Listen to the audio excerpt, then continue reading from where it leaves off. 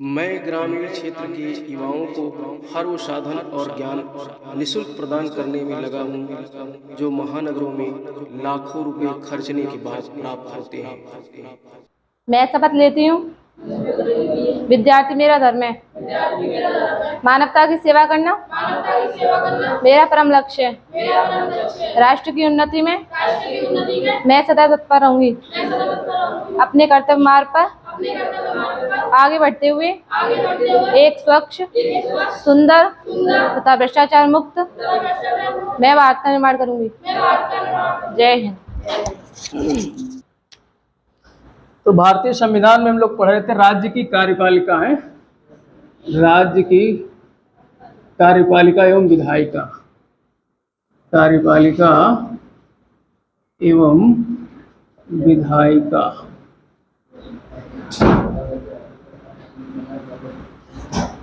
किस भाग में है ये? भाग 6 में।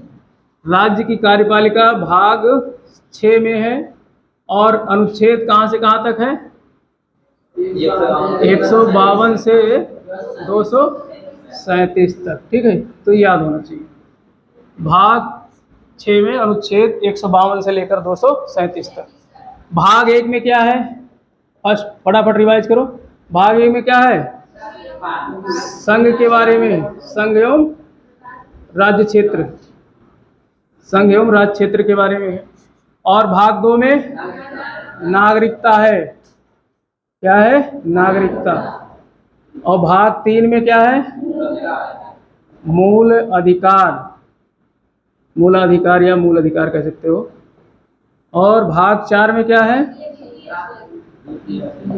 राज्य के नीति निर्देशक तत्व या DPSP, DPSP directive principle of state policy.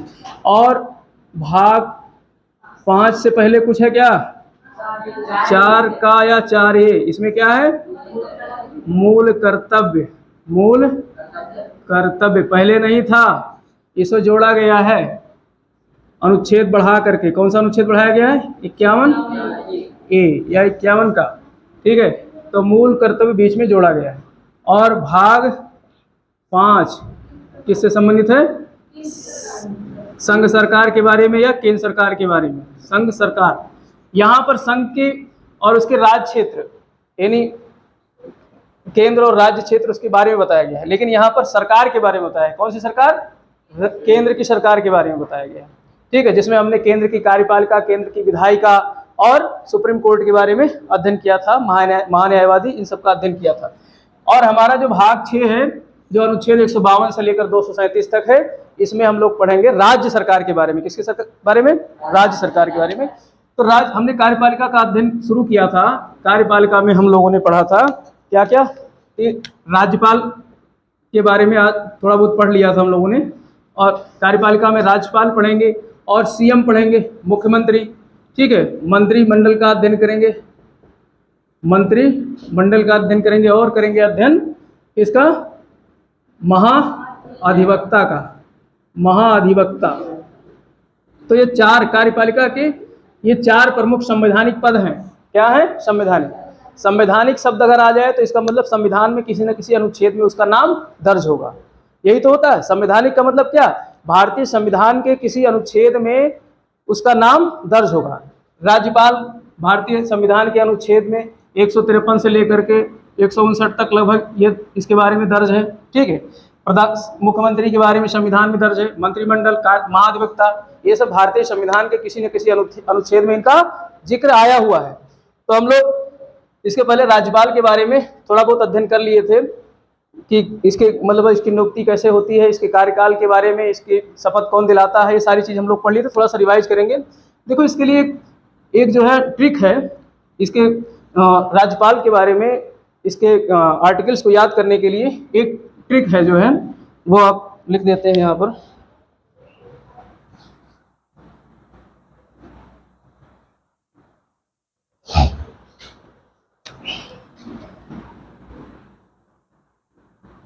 पक्का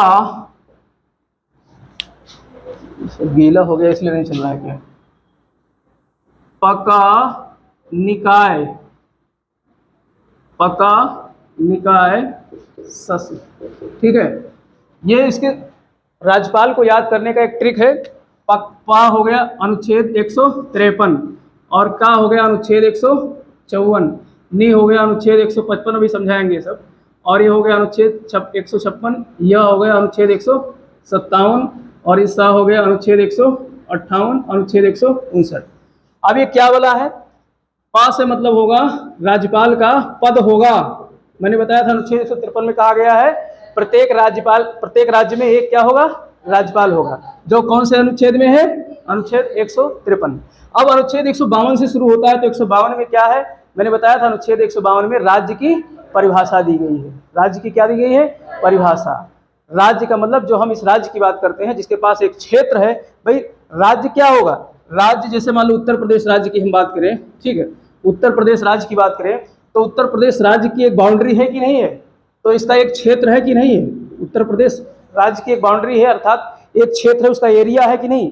और इस एरिया में कुछ लोग रहते हैं कि नहीं? कुछ लोग रहते हैं कि नहीं? इसका जो है लोगों से ये एरिया जो है मतलब भरा हुआ है, क्षेत्र है, एरिया है, और यहाँ पे सरकार है कि नहीं है? सरकारें इसको संचालित करती हैं कि नहीं? गवर्नमेंट है कि नहीं? तो एक राज्य हो गया, एक क्या हो गया? राज्य हो गया। लेकिन ये केंद्र से अलग नहीं है, ये संप्रभु नहीं है। किसी भी राज्य के जो है 4 प्रमुख जो है अंग होते हैं, क्षेत्र, लोग, सरकार और संप्रभुता। जब हम राज्य बात करते हैं भारत के संदर्भ में तो ये चारों चीज होते हैं। लेकिन अगर भारत देश के अंदर राज्यों की बात करें तो इन राज्यों में ये 3 चीजें हैं, क्षेत्र है, लोग है, सरकार है, लेकिन संप्रभुता नहीं है। संप्रभुता का मतलब इसके ऊपर कोई नहीं है, जिसके ऊपर कोई नहीं वही सर्वे सर्वा है, उसको क्या बोलते हैं? संप्रभु। तो उत्तर प्रदेश के ऊपर कोई है कि नहीं है? केंद्र सरकार है? नहीं, केंद्र सरकार है। इसलिए जो हम यहाँ पे राज्य की बात करते हैं वहां पर सिर्फ 3 चीजें हैं, क्षेत्र है, वहां के रहने वाले लोग हैं और सरकार है। और अगर देश की बात करें, राष्ट्र की बात करें, भारत की बात करें तो भारत के राज्य क्षेत्र में ये चारों चीज आती हैं। क्षेत्र भी आता है, लोग हैं, सरकारें हैं, केंद्र सरकार है और उसकी संप्रभुता है। अंग्रेज थे तब हम संप्रभु नहीं थे। अंग्रेजों के समय में भारत कई छोटे छोटे राज्यों में बटा हुआ था, ठीक है, और आपस में लड़ते झगड़ते रहते थे। उस समय राष्ट्रीयता की भावना नहीं थी।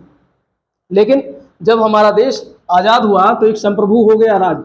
अब यहाँ पर ना तो अमेरिका की चलेगी दादागिरी, ना जो है ब्रिटेन की चलेगी। हमारा अपना सिस्टम होगा, हम अपने हिसाब से देश को चलाएंगे, अपने देश के लोग ही अपने देश को चलाएंगे, ठीक। तो इसलिए 152 में, अनुच्छेद 152 में क्या दी गई है? राज्य की परिभाषा। एक जगह राज्य की परिभाषा और दी गई है, अनुच्छेद 12 में। यह राज्य कहाँ लागू होता है? मौलिक अधिकार और राज्य के नीति निर्देशक तत्व भाग 3 और भाग 4 में लागू होता है। यहाँ के राज्य की परिभाषा याद होना चाहिए, ठीक। तो प से हो गया पद, अनुच्छेद 153 में है। राज्यपाल का एक क्या होना चाहिए? पद होना चाहिए। प्रत्येक राज्य में एक राज्यपाल होगा, ठीक है, और एक ही राज्यपाल एक से अधिक राज्यों का राज्यपाल हो सकता है। ये भी संविधान के 7वें संशोधन द्वारा दिया गया था। मूल संविधान में तो 153 में यही कहा गया था कि प्रत्येक राज्य में एक राज्यपाल होगा। लेकिन बाद में क्योंकि राज्यपाल एक बहुत अहम पद नहीं है, राज्यपाल का काम क्या है?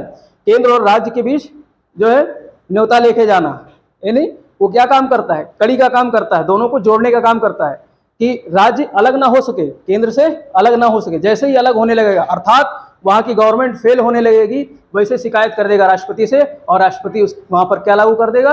राष्ट्रपति शासन लागू कर देगा, ठीक है। तो इसलिए राज्यपाल का काम क्या है? केंद्र से शिकायत करना, तानाफूसी करना कि राज्य में ऐसे गतिविधियां चल रही हैं, संवैधानिक गतिविधियां नहीं है। तो इसलिए जो है राज्यपाल का पद बहुत ज़्यादा अहम नहीं, इसीलिए राज्यपाल को चुना नहीं जाता है, राज्यपाल को जो है नियुक्त किया जाता है। कौन नियुक्त करता है? राष्ट्रपति। लेकिन राष्ट्रपति किसके सलाह पर नियुक्त करता है? प्रधानमंत्री, मंत्रिपरिषद की सलाह पर, ठीक है। और मंत्रिपरिषद का हेड कौन होता है? प्रधानमंत्री। तो प्रधानमंत्री जिसको कहेगा उसको राज्यपाल बना दिया जाए। केंद्र में सरकार बदली नहीं कि राज्यपाल के ट्रांसफर होते हैं, तुरंत तो नहीं हटाते हैं। पता चले उत्तराखंड का भेज दिया असम में, ठीक है, बिहार का भेज दिया उठा करके दक्षिण तमिलनाडु में, उसके बाद कहेगा अक्षम हो, हटाओ इसको। कार्यकाल तो 5 वर्ष का अभी देखेंगे यहाँ। तो 153 हो गया। और 154 में इसके पास कुछ कार्यपालिका शक्तियां होती हैं, पावर्स होते हैं। 154 में क्या है, अनुच्छेद 154 में राज्यपाल की शक्तियां हैं, पावर्स हैं, जो आज हम अभी अध्ययन करेंगे। और अनुच्छेद 155 में यहाँ पर जो है इसकी नियुक्ति है।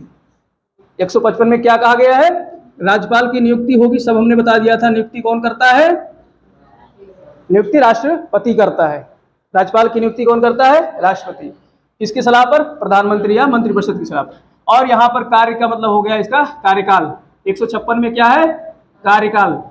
यानी वैसे तो नियम मतलब सामान्य तौर पर 5 वर्ष का कार्यकाल होता है, लेकिन 5 वर्ष कोई निश्चित कार्यकाल नहीं है, क्योंकि जैसे ही सरकार बदली केंद्र में, वैसे ही सामत सबसे पहले किस पर गिरेगी, राज्यपालों पर।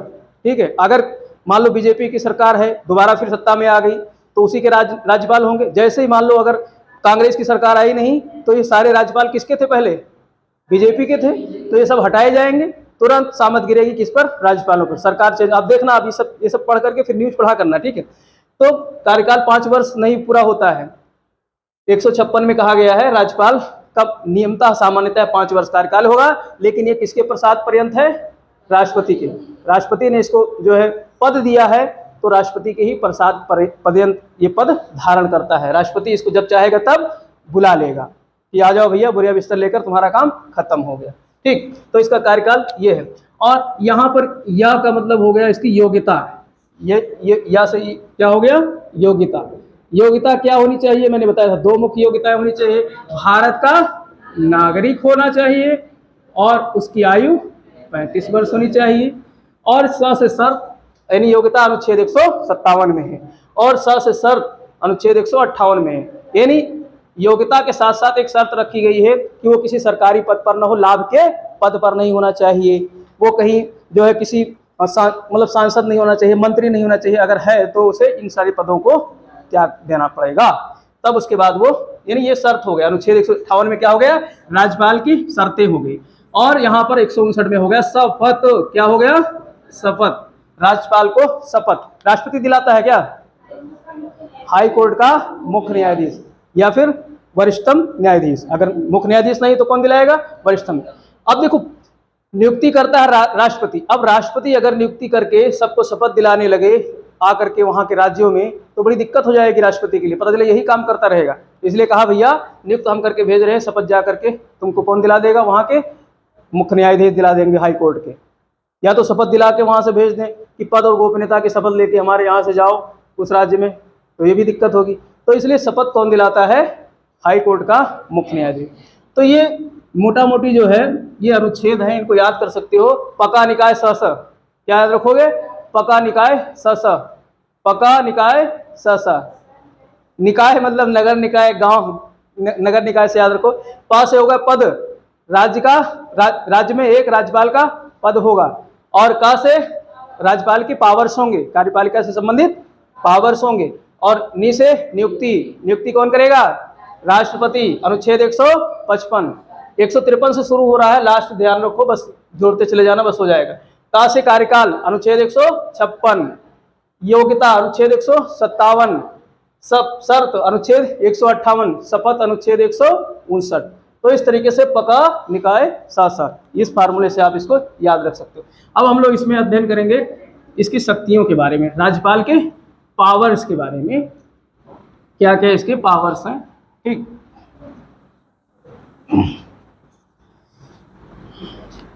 राज्यपाल की पावर्स की बात करें तो पहला पावर है इसकी कार्यपालिका से संबंधित, कार्यपालिका, कार्यपालिका शक्तियां, कार्यपालिका से संबंधित शक्तियां। देखो सब ये कुछ नियुक्तियां करता है राज्यपाल, जो है कुछ नियुक्तियां करता है। सबसे पहले तो नियुक्तियों की बात करते हैं। राज्य का ये तो एक संवैधानिक प्रधान होता है, सबसे पहली बात तो याद रखना। राज्यपाल जो है राज्य का क्या होता है, संवैधानिक प्रधान होता है। सबसे बड़ा पद राज्य में अगर कोई है तो वो किसका है, राज्यपाल का, क्योंकि संविधान में ये चीज लिखा हुआ है। लेकिन वास्तविक शक्ति राज्य सरकार की चलाने की इसके पास नहीं है। वो किसके पास है, सीएम के पास होती है, मुख्यमंत्री के पास। यानी वास्तविक शक्ति किसके पास है, मुख्यमंत्री के पास होती है।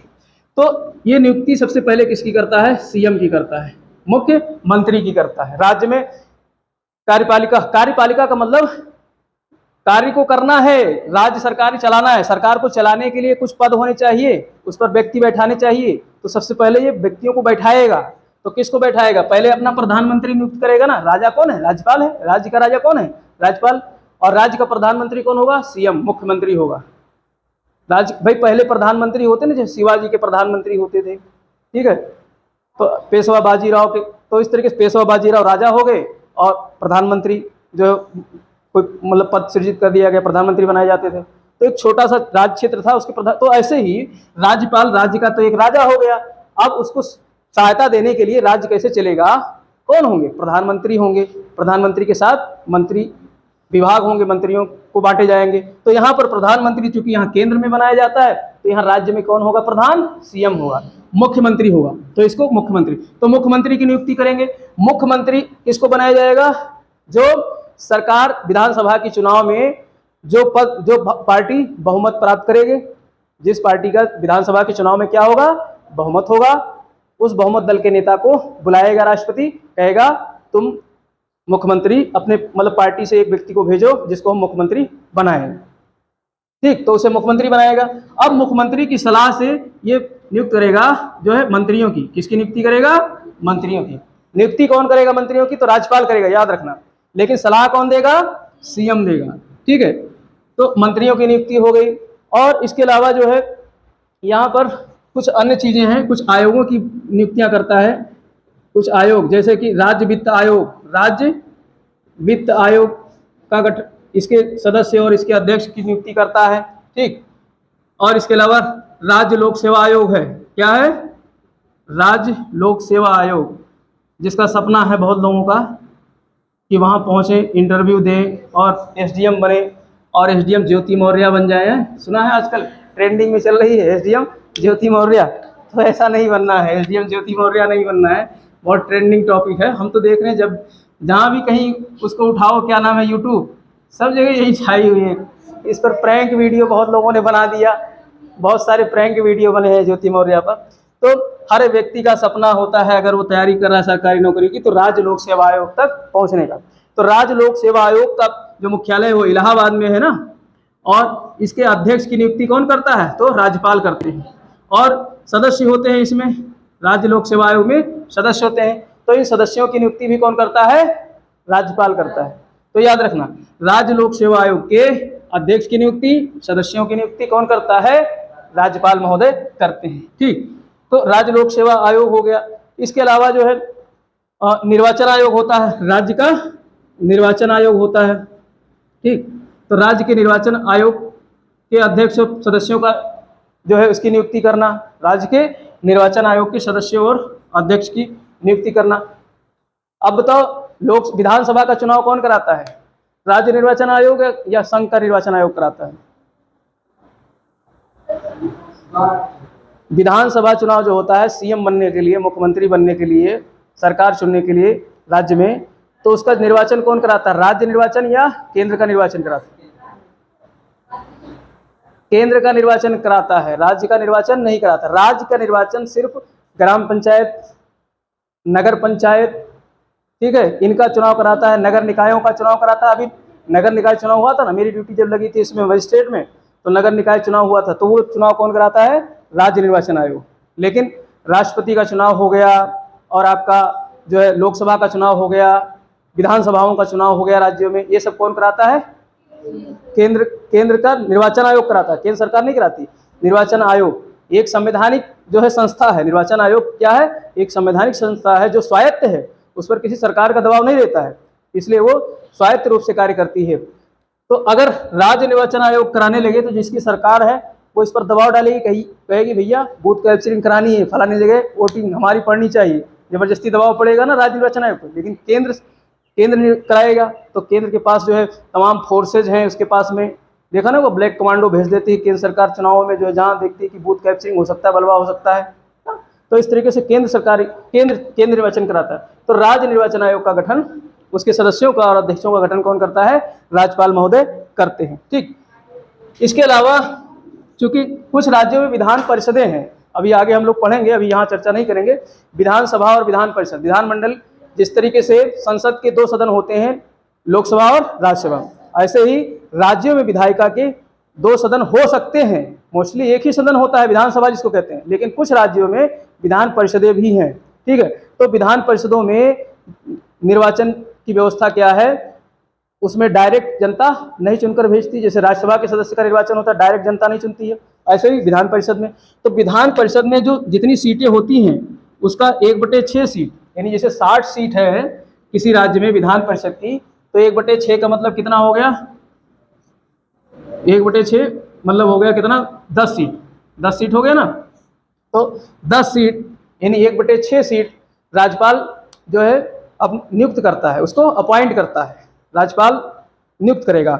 जिस तरीके से राज्यसभा में 12 सदस्यों को नियुक्त करता है कौन, राष्ट्रपति, 12 सदस्यों को नॉमिनेट करता है ना राष्ट्रपति, मैंने बताया था राज्यसभा में। ऐसे ही यहाँ पर संख्या नहीं निश्चित है, क्योंकि अलग अलग राज्यों की विधान परिषद की सीटें अलग अलग हैं, तो यहाँ पर अनुपात लगा दिया गया है 1/6 अनुपात। तो प्रश्न याद रखना, पूछा जाता है कि राज्यपाल कितने सदस्यों को मनोनीत कर सकता है विधान परिषदों में, तो 1/6 सदस्यों को। ठीक, तो 1/6 सदस्यों को मनोनीत करता है, किस क्षेत्र से करता है, जिस तरीके से वहां हमने पढ़ा था साहित्य से। ठीक है, राज्यसभा में हमने पढ़ा था साहित्य से होना चाहिए व्यक्ति, या फिर कला क्षेत्र से होना चाहिए, विज्ञान क्षेत्र से हो सकता है, या फिर सामाजिक सेवा मतलब सामाजिक सेवा या समाज कार्य से होना चाहिए, सामाजिक सेवा। तो ये 4 क्षेत्र होते हैं, राष्ट्रपति जो है निर्वाचित इनको नियुक्त करता है यहाँ से 4 क्षेत्रों में से। लेकिन यहाँ पर एक क्षेत्र और बढ़ जाता है, 5वां जो है सामाजिक आंदोलन। कौन सा आंदोलन, सामाजिक आंदोलन से यहाँ पर ये बढ़ा दिया गया है। तो ये प्रश्न याद रखना कि सामाजिक आंदोलन से जो है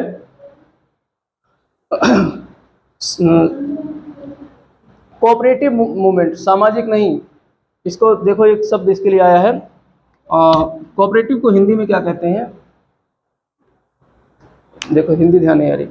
तो ये मान लो एक आंदोलन होता है जो कोऑपरेटिव मूवमेंट होता है, उससे जुड़ा हुआ व्यक्ति जो है यहाँ पर जोड़ दिया गया है, किसमें, राज्यपाल महोदय। लेकिन केंद्र में राज्यसभा में इन 4 क्षेत्रों साहित्य, कला, विज्ञान और समाज सेवा, साहित्य, कला और विज्ञान, समाज सेवा, इन क्षेत्रों से जो व्यक्ति होते हैं उनको कहाँ भेजा जाता है, राज्यसभा का सदस्य बनाकर। और यहाँ पर जो है एक चीज और बढ़ा दिया गया है, सामाजिक आंदोलन से। ठीक, तो इस तरीके से 1/6 सदस्य को नॉमिनेट करता है। तो यहाँ पर ये हो गई किसकी, कार्यपालिका से संबंधित शक्तियाँ, राज्यपाल की कार्यपालिका से संबंधित शक्तियाँ। तो मेन जो कार्यपालिका की शक्तियाँ क्या है, सीएम की नियुक्ति करना, सीएम की सहायता से सीएम अन्य मंत्रियों की नियुक्ति करना, और राज्य वित्त आयोग के सदस्य और अध्यक्ष की नियुक्ति करना, राज्य लोक सेवा आयोग के अध्यक्ष और सदस्यों की नियुक्ति करना, और 1/6 सदस्यों को विधान परिषद में भेजना, नियुक्त करना। इसके बाद हम लोग बात करेंगे जो है विधायिका से संबंधित शक्ति, विधायिका पावर्स, राज्यपाल की विधायिका शक्ति, विधायिका शक्ति राज्यपाल की। ठीक, विधायिका शक्ति में हम लोग राष्ट्रपति के संदर्भ में क्या पढ़े थे कि जो है कोई भी कानून, कोई भी बिल होता है, विधेयक जो होता है, उस पर आखिरी सिग्नेचर किसका होता है, राष्ट्रपति का। तो वही चीज़ यहाँ है। जैसे मान लो 2 सदनीय व्यवस्था है, विधानसभा भी है और विधान परिषद भी है, विधानसभा और परिषद भी है। तो दोनों जगह से जब कोई बिल, विधेयक पारित होकर पहुंचता है किसके पास में, राज्यपाल के पास में, तो राज्यपाल उस पर क्या करता है, साइन करता है, सिग्नेचर करता है। ठीक है, सिग्नेचर करके उसको जो है क्या बनाता है, कानून बनाता है। सिग्नेचर के बाद ही राज्यपाल के सिग्नेचर के बाद ही कानून बनता है। जो राज्य सूची के विषय होते हैं उस पर कानून कौन बनाता है, राज्य सरकारें बनाती हैं। कौन बनाता है, राज्य सरकारें बनाती हैं। इसके अलावा जो है अब होता यह है कि जरूरी थोड़े नहीं, एक बिल होता है वित्त विधेयक। कौन सा विधेयक होता है, वित्त विधेयक। तो केंद्र में तुमने तो सुना था कि वित्त विधेयक पर राष्ट्रपति को अपनी सहमति देनी ही देनी होती है। ठीक है, कितने दिन के अंदर, 14 दिन के अंदर। किसी दूसरे सभा में, मतलब राज्यसभा में किसको पावर था, लोकसभा में प्रस्तुत किया जाता है वित्त विधेयक, धन विधेयक, और वो 14 दिन तक राज्यसभा रोक सकती है, और वहां से पारित होने के बाद में राष्ट्रपति उस पर सिग्नेचर करता है। क्योंकि राष्ट्रपति के पूर्व जो है अनुमति से, राष्ट्रपति से पहले अनुमति ले ली जाती है कि ये बिल कैसा है, धन विधेयक है, तो राष्ट्रपति पहले इस पर सिग्नेचर कर चुके होते हैं, तो लास्ट में उसको पारित होने के बाद उस पर सिग्नेचर करना होता है। ऐसे ही राज्यों में होता है, जो वित्त और धन विधेयक होता है ये पहले से ही राज्यपाल से उस पर साइन करा लिया जाता है कि ये विधेयक जा रहा है किस नाम से, धन विधेयक के, वित्त विधेयक के नाम से। तो राज्यपाल महोदय इस पर सिग्नेचर करने से मना नहीं कर सकते हैं, वित्त विधेयक, धन विधेयक पर, ठीक। लेकिन यहाँ पर इनको पावर दिया गया है अनुच्छेद 200 के तहत, आर्टिकल 200 के तहत राज्यपाल को एक पावर दिया गया है। इसमें क्या करते हैं, अगर इनको सिग्नेचर नहीं करना है किसी भी बिल पर, किसी भी बिल पर अगर इनको सिग्नेचर नहीं करना है तो ऐसी स्थिति में क्या करते हैं, राष्ट्रपति के लिए उस बिल को आरक्षित कर देते हैं। किसके लिए, राष्ट्रपति की। यानी अब ये बिल जो है पारित नहीं हुआ, कहाँ पहुंच जाएगा, यानी ये इनका वीटो हो गया, राज्यपाल का वीटो। प्रश्न पूछा जाएगा, राज्यपाल को वीटो अनुच्छेद किस में दिया गया है, 200 में। वीटो मतलब जो है एक विशेष शक्ति दी गई है राज्यपाल को, किसी भी बिल को रोकने का एक पावर दिया गया है अनुच्छेद 200 के अंतर्गत। हम लोगों ने राष्ट्रपति की 3 वीटो पावर्स पढ़े थे, ठीक है, यहाँ दोहराने की जरूरत नहीं है, पढ़ चुके हैं, एक बार देख लेना आप जाकर के नोट्स में या वीडियो में, ठीक। यहाँ पर अनुच्छेद 200 के तहत राष्ट्रपति के लिए राज्यपाल क्या कर सकता है, विधेयक को आरक्षित कर सकता है, ठीक। और इसके अलावा कुछ पावर्स और हैं, जैसे कि विधानसभा का सत्र आयोजित होता है, विधानसभा का क्या होता है, सत्र, तो सत्र बुलाना, ठीक है, सत्र को खत्म करना यानी सत्रावसान करना, सत्रावसान करना, या फिर विधानसभा को जो है भंग कर देना, विधानसभा को भंग करना, ये सब काम किसका होता है, राज्यपाल का। सारे शब्द मैंने सब समझा दिए थे केंद्र में, यहाँ पर दोबारा समझाने की जरूरत नहीं। सत्र मतलब बैठक, मैंने बताया था कि लोकसभा की बैठकें या संसद की बैठकें कम से कम 6 महीने से ज़्यादा गैप नहीं होना चाहिए एक बैठक के बाद, तो यही राज्यों में भी होता है, वही सारे नियम हैं। यानी तो साल में 3 बैठक होती है, कहाँ पर, केंद्र में। कौन सत्र होते हैं, शीतकालीन सत्र, मानसून सत्र, बजट सत्र, यही सत्र तो होते हैं। तो ऐसे ही राज्यों के सत्र भी होते हैं, ठीक है। तो इस तरीके से सत्र, अब सत्र को कौन आहूत करता है, कौन बुलाता है, तो राज्यपाल महोदय, राज्य में राज्यपाल और केंद्र में राष्ट्रपति। और सत्र को खत्म कौन करता है, सत्र अब खत्म हो गया, जैसे मानसून सत्र अब चल रहा है, इस समय मानसून का समय चल रहा है, तो मानसून सत्र खत्म होगा तो उसका सत्रावसान यानी खत्म करना, सत्रावसान मतलब सत्र को समाप्त करना, तो राज्यपाल के नाम से समाप्त होगा। और भंग का मतलब क्या होता है, सत्र को नहीं भंग किया जाता है, पूरा भंग क्या किया जाता है, विधानसभा को भंग किया जाता है। तो विधानसभा को भंग कर सकता है कौन, राज्यपाल, ठीक है। तो ये पावर्स होते हैं विधायिका में जो है विधानसभा का सत्र। और इसके अलावा जो है जब चुनाव होता है, निर्वाचन होता है विधानसभा का, तो निर्वाचन में पहले सत्र शुरू हो उससे पहले राज्यपाल महोदय क्या करते हैं, अगर 2 सदन हैं तो दोनों सदनों के सभी मेंबर्स को इकट्ठा बैठाते हैं और वहाँ अधिवेशन करते हैं, भाषण देते हैं, वहाँ पर क्या देते हैं, अभिभाषण। तो मैंने चुनाव के बाद जो है, निर्वाचन के बाद, विधानसभा के निर्वाचन के बाद, सत्र से पूर्व, निर्वाचन के बाद सत्र से पूर्व जो है बैठक बुलवाते हैं, किसकी, विधानमंडल की। किसकी बैठक बुलवाते हैं, विधानमंडल की। विधानमंडल इसलिए कहा कि विधानसभा भी हो सकती है और विधान परिषद। जहां खाली विधानसभा होगा वहां पर केवल एक विधानसभा के सदस्य बैठेंगे, और जहां विधान परिषद होगा वहां पर दोनों के मेंबर्स एक साथ बैठेंगे और उनको संबोधित कौन करेगा, राज्यपाल। केंद्र में भी यही बताया था मैंने कि लोकसभा के चुनाव के बाद जो है राष्ट्रपति महोदय एक संयुक्त अधिवेशन करवाते हैं, वही चीज, यानी दोनों सदनों को संयुक्त रूप से बुलाते हैं। यहाँ पर संयुक्त तब होगा जब दोनों सदन होंगे, सभी राज्यों में दोनों सदन है नहीं, ठीक। तो और ये दूसरी बात, जब सत्र आरंभ होता है कोई, तो उस सत्र के आरंभ से पहले भी जो है राष्ट्रपति महोदय अपना भाषण देते हैं। जैसे अब मानसून सत्र आरंभ होने वाला है, तो मानसून सत्र के आरंभ से पूर्व जो है राज्यपाल महोदय क्या करेंगे, अपना भाषण देंगे। अगर 2 सदन है तो दोनों सदनों को एक साथ बिठाएंगे, और एक सदन है केवल विधानसभा है तो उसके सदस्यों को साथ में बिठा करके भाषण देंगे, ठीक है। और इसके अलावा जो है अनुच्छेद 213 के तहत अध्यादेश जारी करना। क्या जारी करना, अध्यादेश। केंद्र में हमने राष्ट्रपति के लिए पढ़ा था, अध्यादेश कौन से आर्टिकल में जारी करता है, तो नंबर यही है, नंबर यही है, आगे पीछे है, आगे 1 आ जाता है, 2 आ जाता है, 3 आ जाता है, 123। राष्ट्रपति महोदय को केंद्र में अध्यादेश जारी करने का अधिकार कौन से आर्टिकल में है, 123 में। राज्य में राज्यपाल को अध्यादेश जारी करने का अधिकार कौन से अनुच्छेद में है, 213 में। अब अध्यादेश क्या होता है, मैंने बताया था, अध्यादेश का मतलब ये होता है जब कोई सदन का सत्र ना चल रहा हो, भाई 3 ही सत्र चलते हैं, बीच में तो गैप रहता है। अब मान लो उस गैप के बीच में कोई ऐसा कानून इमरजेंसी में लागू लाना पड़ जाए सरकार को, तो फिर सदन तो आहूत नहीं कर किया जा सकता है अचानक। तो फिर ऐसी स्थिति में राष्ट्रपति को 113 के तहत अध्यादेश जारी करने का पावर दिया गया है और राज्यपाल को 213 के तहत, यानी वो एक टेम्परेरी कानून बना सकता है। कौन? राज्यपाल। तो राज्यपाल टेम्परेरी कानून बना सकता है, उसको अध्यादेश कहते हैं। वो भी एक आदेश होता है, गवर्नमेंट का आदेश होता है, ठीक। तो वो कानून बन जाता है और कानून वो तब बनेगा परमानेंट जब सदन के सत्र चालू हो जाएं और 6 सप्ताह के भीतर, 6 महीने नहीं, 6 सप्ताह के भीतर उस अध्यादेश को सदन द्वारा पारित कर दिया जाए, तो वो क्या बन जाता है?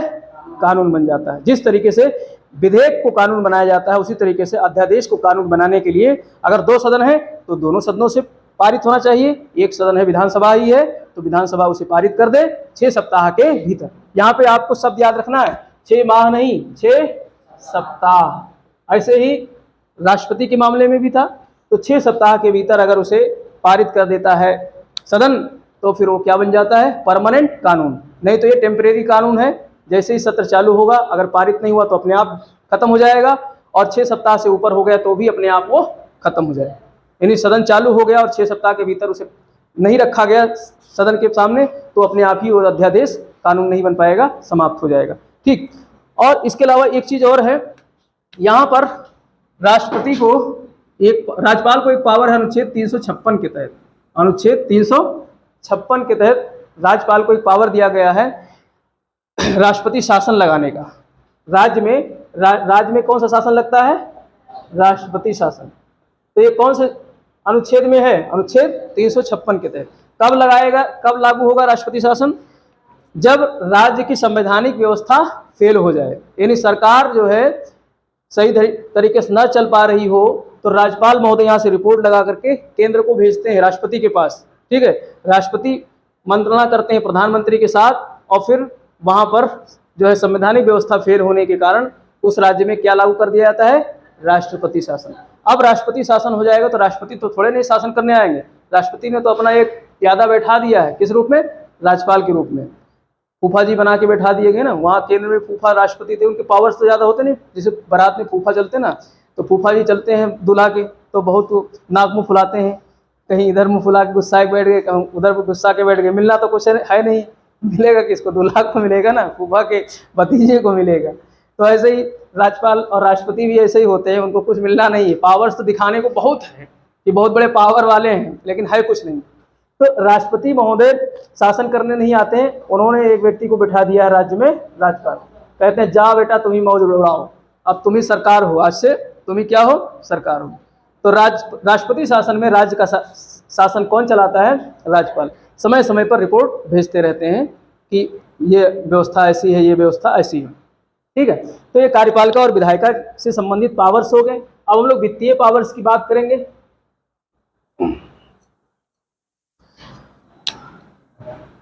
वित्तीय शक्ति, देखो प्रत्येक राज्य में जिस तरीके से केंद्र में बजट प्रस्तुत किया जाता है, ऐसे ही प्रत्येक राज्य में बजट प्रस्तुत होता है, ठीक है। तो बजट जो आय व्यय का ब्यौरा होता है राज्य का, आय व्यय, बजट का मतलब क्या हुआ? आय और व्यय, इनकम और खर्चे, आय और व्यय, तो उसे बजट कहते हैं।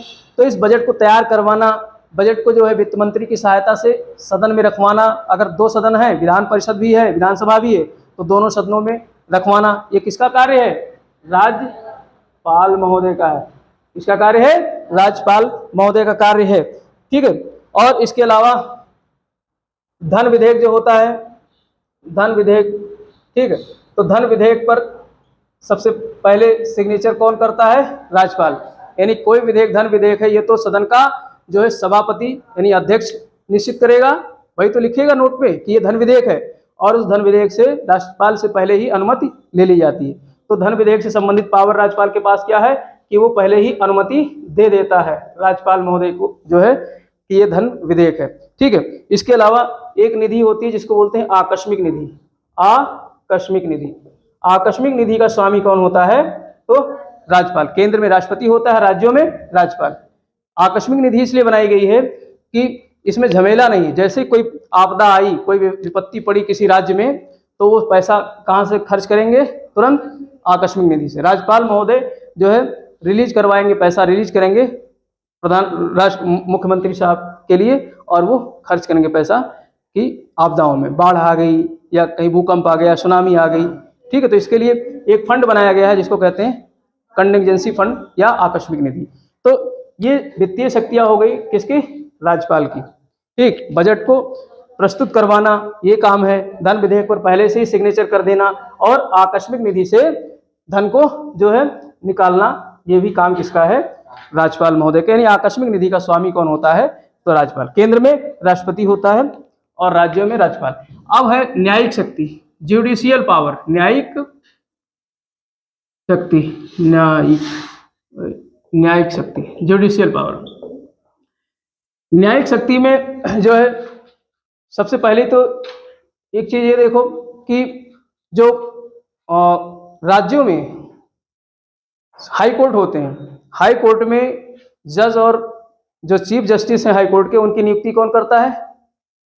राष्ट्रपति करता है, राज्यपाल को पावर नहीं है। लेकिन सलाह कौन देता है? राज्यपाल। तो जजों की नियुक्ति, हाई कोर्ट के जजों की नियुक्ति के लिए राज्यपाल महोदय सलाह देते हैं। राज्यपाल महोदय क्या देते हैं? सलाह देते हैं। इसके लिए नियुक्ति के लिए जो है मैंने पढ़ाया था, एक अलग से क्या बनाया गया है? कॉलेजियम बनाया गया है, कॉलेजियम व्यवस्था बनाई गई ना, सारा मैंने बता दिया था, ठीक। लेकिन यहाँ पर राज्यपाल महोदय मशविरा देते हैं क्योंकि उनके राज्य की बात है। और इसके अलावा जो डिस्ट्रिक्ट जज होते हैं, जिला जज होते हैं, जिला जजों की नियुक्ति कौन करता है? तो राज्यपाल महोदय करते हैं। किसकी सलाह पर? हाई कोर्ट की सलाह पर। हाई कोर्ट सलाह देता है कि आप इस व्यक्ति को क्या बनाओ। भाई हाई कोर्ट भर्ती निकालता है ना, बाद में नियुक्ति पत्र किसके सिग्नेचर से दिया जाता है? तो राज्यपाल महोदय के सिग्नेचर से दिया जाता है। तो सीधे सीधे क्या हो गया? राज्यपाल महोदय नियुक्ता हो गए, नियुक्ति करने वाले हो गए किसके? जिला जजों की। तो जिला जजों को नियुक्ति कौन कर देता है? राज्यपाल महोदय। और क्षमादान से संबंधित कुछ जो है पावर्स हैं इसके पास में। क्षमादान मतलब जो राज्य सूची के विषय पर किसी को अगर कोई मतलब सजा मिली हुई है तो उसको लघुकरण कर सकता है, अर्थात सजा को कम करवा सकता है। लेकिन अगर किसी को फांसी दी गई है तो उस स्थिति में, फांसी की स्थिति में उसकी सजा को कम, मतलब फांसी नहीं माफ करवा सकता है। तो राज्यपाल के पास में फांसी की सजा को माफ करने का कोई पावर नहीं है। लेकिन राज्य सूची पे अगर राज्य के विषय पर किसी को सजा हुई है, भूमि विवाद हुआ कुछ, ये सब राज्य सूची के विषय है ना, कृषि हुआ, भूमि विवाद हुआ, तो इस पर अगर किसी को जेल हुई है, सजा हुई है, तो उसको कम करवा सकता है कौन? राज्यपाल। यानी उसके पास, राज्यपाल के पास प्रार्थना पत्र लेकर गया कोई, तो ये चीज इस पर कराया जा सकता है, कर सकता है, ठीक। अब कुछ शक्तियां होती हैं स्वाविवेक की, कुछ पावर्स इसके पास में होती हैं जो अपने विवेक से इस्तेमाल करता है। कभी कभी ये होता है कि चुनाव हुआ, विधानसभा का क्या हुआ? चुनाव हुआ, और किसी पार्टी को जो है बहुमत नहीं मिला, किसी भी पार्टी को बहुमत नहीं मिला, तो ऐसे में बोलते हैं त्रिशंकु विधानसभा। ऐसी स्थिति क्या बोलते हैं? त्रिशंकु विधानसभा। यानी त्रिशंकु का मतलब हो गया बीच में लटक गया, बीच में लटक गया। अब कोई पार्टी बहुमत में नहीं आई, कोई पार्टी बहुमत में नहीं, तो राज्यपाल महोदय को लगता है कि ये पार्टी सरकार बना सकती है, थोड़ा सा बहुमत है इसके पास में, ठीक है। तो ऐसे दल के नेता को बुलाते हैं और कहते हैं तुम सीएम बन जाओ। बहुमत होता है तो एक बात अलग है, लेकिन बहुमत नहीं है तो राष्ट्रपति महोदय अपने विवेक से उसको कहते हैं कि ठीक है तुम अपनी सरकार बना लो। तो स्वाविवेक का इस्तेमाल करके यहाँ पर त्रिशंकु की स्थिति में राज्यपाल महोदय जो है किसी की सरकार को, किसी पार्टी की सरकार को गठन के लिए बुला सकते हैं, ठीक है। और इसके अलावा जो है अनुच्छेद 200 हमने पढ़ लिया, आर्टिकल 200 पढ़ लिया।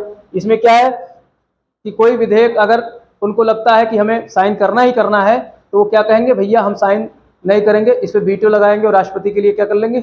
आरक्षित कर लेंगे। तो अनुच्छेद 200 के तहत किसी विधेयक को राष्ट्रपति के लिए आरक्षित कर लेना, ये भी इनके विवेक की बात है। और अनुच्छेद 356 लिख के दे देंगे कि जो है फलाने राज्य में संवैधानिक तंत्र विफल है, तो राष्ट्रपति शासन लागू करने के लिए कर सकते हैं।